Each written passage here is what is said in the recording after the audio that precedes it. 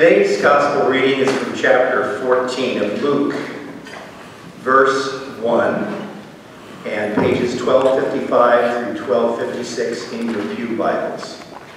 Jesus heals a sick man. One Sabbath, Jesus was having dinner in the home of an important Pharisee, and everyone was carefully watching Jesus. And from the same chapter, verses 7 through 14, how to be a guest. Jesus saw how the guests had tried to take the best seats, so he told them, when you are invited to a wedding feast, don't sit in the best place. Someone more important may have been invited. Then the one who invited you will come and say, give your place to this other guest. You will be embarrassed and will have to sit in the worst place. When you are invited to be a guest, go and sit in the worst place. Then the one who invited you may come and say, my friend, take a better seat. You will then be honored in front of all the other guests. If you put yourself above others, you will be put down. But if you humble yourself, you will be honored. Then Jesus said to the man who invited him, when you give a dinner or a banquet, don't invite your friends and family and relatives and rich neighbors. If you do, they will invite you in return, and you will be paid back. When you give a feast, invite the poor, the crippled, the lame, and the blind. They cannot pay you back, but God will bless you and reward you when his people rise from death. Amen. Amen.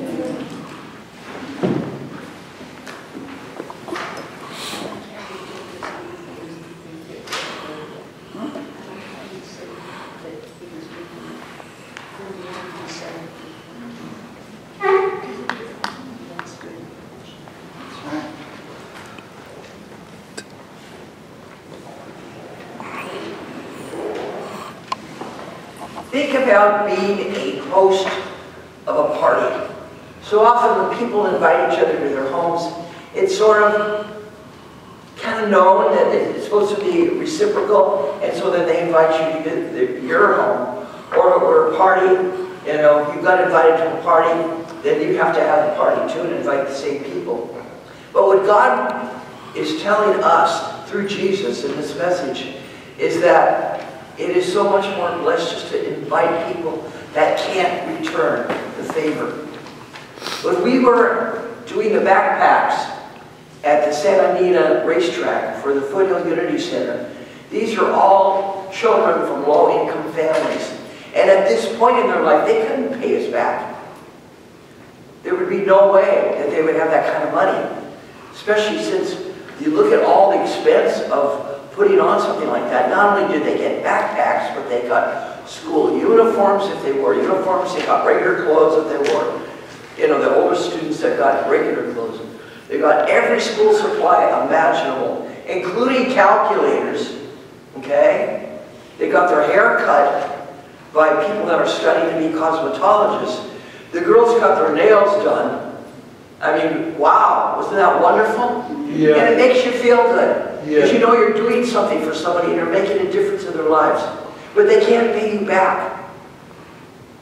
I remember one Christmas, I used to be in an exercise class and we used to adopt a family. And they had some kind of social service organization that they knew the names of families. And I remember the families whose name I drew was a mother, a father, and 4 children. And so I knew their ages and I knew what would be appropriate. But then I went over to deliver the gifts. The mom cried because she knew that there was being no way that they would have money. They were just barely making it. They lived in a 1-bedroom apartment with 4 kids. And that's tough, isn't it? It's not easy. But they were just squeaking by, just had enough money to pay the rent. And I think all of us know how expensive rents here are here in the San Gabriel Valley, right? Yeah. A lot of people couldn't even afford to live here anymore. You know, our school districts are now, except for Arcadia, most of the school districts around here are declining in population. My school dropped by 400 students this year. They can't afford to live here. So what they're doing is they're moving down to San Bernardino and the Moreno Valley. Some of them are going out of state because it's just too darn expensive. So what do? What is Jesus telling us? That we should be a people of an open table, right? And after church, somebody usually will bring some food, right? It magically appears. Have we ever had a Sunday where we had nothing? No. It magically appears. And some of you are not wealthy, right? Not everybody is wealthy and maybe can't afford to bring enough food for 10 people. But that is something that we want to do as a community, to share the food, share the fellowship, and really make people feel that everyone, with no exception, is invited. We have an open table, and we can thank the Samoans for teaching us that many years ago. What I like about communion is that, again, we have an open table. I know at some churches you have to be a member of that church, you've had gone through classes, you have to make certain kinds of confessions of doctrine before you can have communion. And if you're not a member of that church and you just walk in, you just feel like you better sit in your seat and not do anything because communion is not open. But when Jesus gathered on that final night with his disciples, he asked them to go out and to celebrate his supper, right? And he took some bread. And what did he do first? He what? Yeah, and what did he do? Blessed it. He had to bless it. My goodness. Ann kept trying to say that, but I don't think you heard Ann. But I got to take him out. She's not on her phone, is she? No, she just kept saying to you, blessed it, but she's so soft-spoken. Unlike me with I my didn't big hear you. mouth. I'm sorry, Ann. I thought I maybe... didn't hear you. Yeah, I'm sorry. Yeah, he always blessed things, right? Right. And then he gave it to them, right? Did he say, now this guy over here that is gonna betray me, no bread for you, right? So I'll just give it to you, you, and you. No, it was for everybody. And the same thing when he had the cup. He blessed it first, and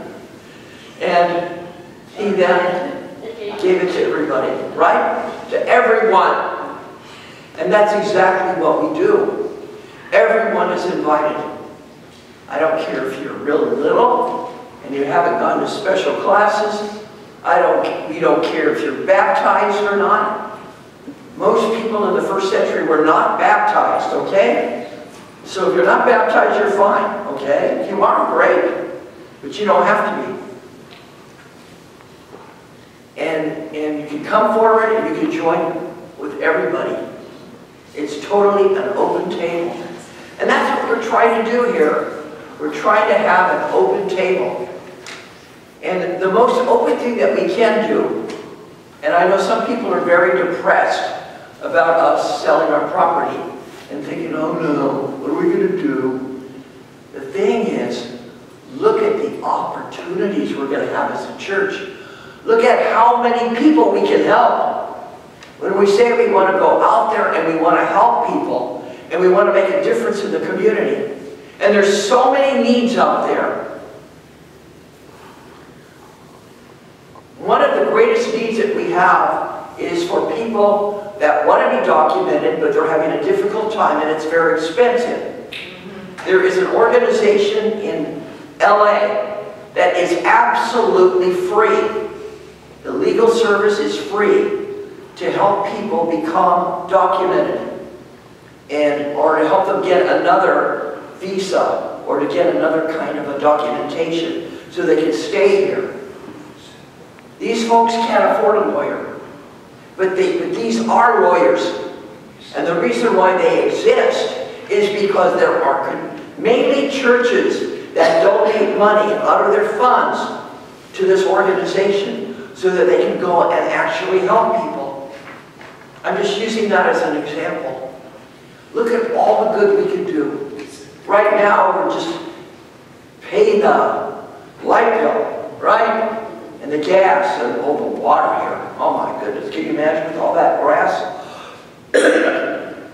We will have an opportunity as a church community when we do move that we won't have so much upkeep and that we can use our money to really make a difference in the community. To do what God has asked us to do. And that's to share, right? That's what we're all about.